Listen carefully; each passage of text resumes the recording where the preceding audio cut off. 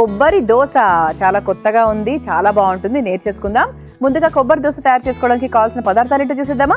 కొబ్బరి దోశ తయారు చేసుకోవడానికి కావాల్సిన పదార్థాలు: నానబెట్టుకున్న మినపప్పు 1 కప్పు, నానబెట్టుకున్న దంపుడు బియ్యం 1 కప్పు, నానబెట్టుకున్న మెంతులు కొద్దిగా, కొబ్బరి ముక్కలు 1 కప్పు, ఉప్పు తగినంత, నూనె 2 టేబుల్ స్పూన్లు. కొబ్బరి దోశ తయారు చేసుకోవడానికి కావాల్సిన పదార్థాలన్నీ కూడా సిద్ధంగా ఉన్నాయి. దీనికోసం ముందుగా మినపప్పును ఒక 2 గంటల పాటు నానబెట్టాము. ఇది బాస్మతి బియ్యం, దంపుడు బాస్మతి బియ్యము. ఇది కూడా 1 గంట పాటు నానబెట్టుకున్నాం. తర్వాత పచ్చి కొబ్బరి తురుము, నానబెట్టుకున్న మెంతులు, ఉప్పు. ఇదంతా సాధారణంగా మనం దోశ ప్రొసీజర్లో సాధారణంగా ఉండేవే. అయితే కొబ్బరి దోశ అన్నాం కాబట్టి ఎందుకు కొబ్బరి దోశ అంటే, కొబ్బరి అనేది ఆరోగ్యానికి చాలా మంచిది, అందులోనూ ముఖ్యంగా గుండె ఆరోగ్యానికి చాలా మేలు చేస్తూ ఉంటుంది. ఇందులో నీరు శాతం ఎక్కువగా ఉంటుంది, అంటే మన ఒంట్లో నీరు తగ్గకుండా ఆ బ్యాలెన్స్, వాటర్ని బ్యాలెన్స్ చేస్తుంది కాబట్టి నీరు శాతం తగ్గకుండా ఉంటుంది. తద్వారా ఏంటంటే ఇది గుండెకి చాలా ప్రయోజనం చేస్తూ ఉంటుంది.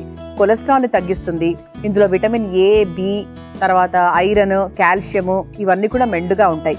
అంతేకాకుండా మనకు ఒంట్లో ఎప్పుడైనా నీరసంగా అనిపించినా, శక్తి తక్కువగా ఉంది అనిపించినప్పుడు ఒక కొబ్బరి ముక్క నోట్లో వేసుకోండి, అసలు చాలా చాలా బాగుంటుంది.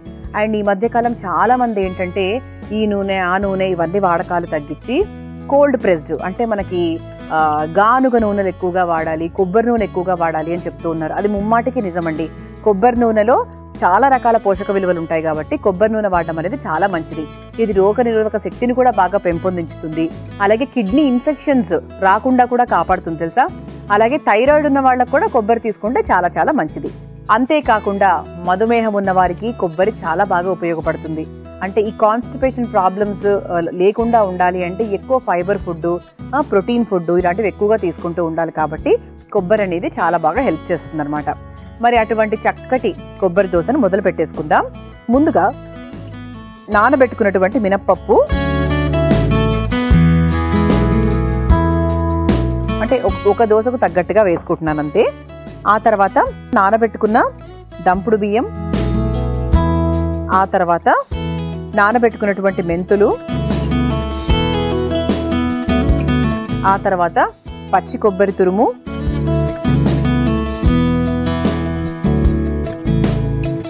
ఇది మనకు 1 కప్పు దాకా వేసుకున్నాం. తీయగా భలే ఉంటాయండి ఈ దోశలు తెలుసా. ఆ తర్వాత కాస్త ఉప్పు మనం పిండిలో వేసుకుందాంలేండి.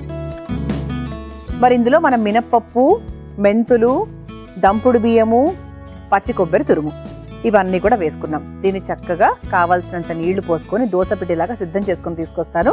ఆ తర్వాత దోశ వేసేసుకుందాం. ముందుగా పిండి సిద్ధం చేస్తాను. చూసారా, ఇలా చక్కగా దోశ పిండిలాగా సిద్ధం చేసుకొని తీసుకొచ్చేసాను. ఒక్కసారి కలిపేసుకుందాం. ఇందులో కాస్త ఉప్పు వేసేసుకుందామండి.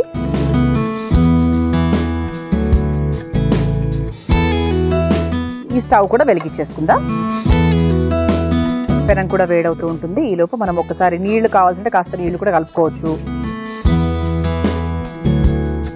ప్రతి ఒక్కరింట్లో దంపుడు బియ్యం పెట్టుకోవాలండి. అంటే అమృతం కార్యక్రమం చూసినప్పుడల్లా కూడా మీకు అనిపిస్తూ ఉంటుంది, నాకు తెలుసు.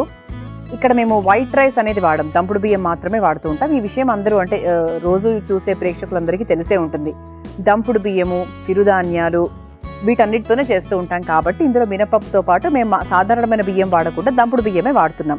అలాగే కొబ్బరి ఇవన్నీ కూడా అంటే ఆరోగ్యానికి ఏవైతే మేలు చేస్తాయో వాటిని మాత్రమే ఎక్కువగా వాడుతూ ఉంటాం. ఎప్పుడో ఒకసారి డీప్ ఫ్రైలు అవి ఇంతకుముందు చూసారు కదా, అలా స్పెషల్గా అంటే పిల్లలు కూడా కోరుకుంటారు కదా. కొన్ని డీప్ ఫ్రై చేయందే వంటలు కూడా పూర్తి కావు కాబట్టి కొన్ని మాత్రమే అలా వాడుతూ ఉంటాం. మిగతా అన్ని కూడా 90% వరకు తక్కువ నూనెతోనే, తక్కువ ఉప్పులు కారాలతోనే ఆ వంటల్ని పూర్తి చేసే ప్రయత్నం చేస్తూ ఉంటాం. పెనం కూడా కొంచెం వేడెక్కింది. దీంట్లో కొంచెం నీళ్లు, చాలా తక్కువ అండి, సరిపోయింది, కాకపోతే కొద్దిగా.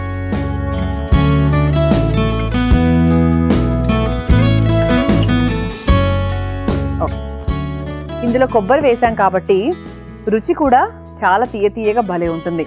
సాధారణంగా దోశకు కొబ్బరి పచ్చడి నంచుకొని తింటూ ఉంటాం కదా, కానీ ఇందులోనే కొబ్బరి ఉంది కాబట్టి నాకు తెలిసి ఇంకా వేరే నంచుకోవాల్సిన అవసరం లేదు. నంచుకోవాలి అనుకుంటే కనుక ఇక పల్లీ చట్నీలు, పుదీనా చట్నీలు, టమాటా చట్నీలు ఇలా చాలా ఉంటాయి మనకి.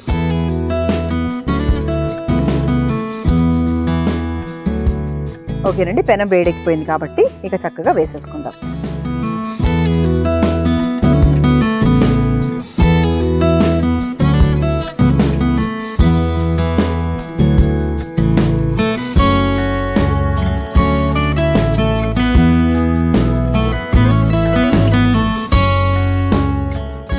కాస్త ఇలా చక్కగా నూనె వేసుకుంటూ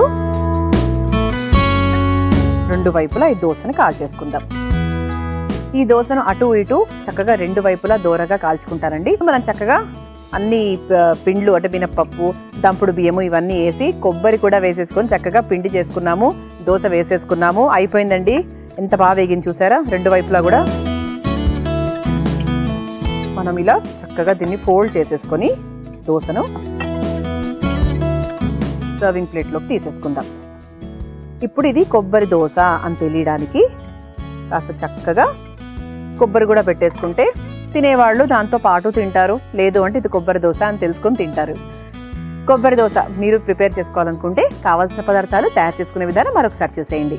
కొబ్బరి దోశ తయారు చేసుకోవడానికి కావాల్సిన పదార్థాలు: నానబెట్టుకున్న మినపప్పు 1 కప్పు, నానబెట్టుకున్న దంపుడు బియ్యం 1 కప్పు, నానబెట్టుకున్న మెంతులు కొద్దిగా, కొబ్బరి ముక్కలు 1 కప్పు, ఉప్పు తగినంత, నూనె 2 టేబుల్ స్పూన్లు.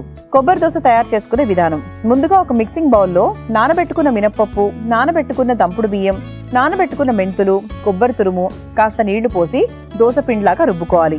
ఇప్పుడు రుబ్బుకున్న పిండిలో కాస్త ఉప్పు, కొంచెం నీళ్లు పోసుకొని బాగా కలుపుకొని వేడైన తవ్వ మీద దోశలాగా వేసుకొని రెండు వైపులా నూనె వేస్తూ కాల్చుకొని ఓ సర్వింగ్ ప్లేట్లోకి తీసుకొని సర్వ్ చేసుకుంటే కొబ్బరి దోశ రెడీ.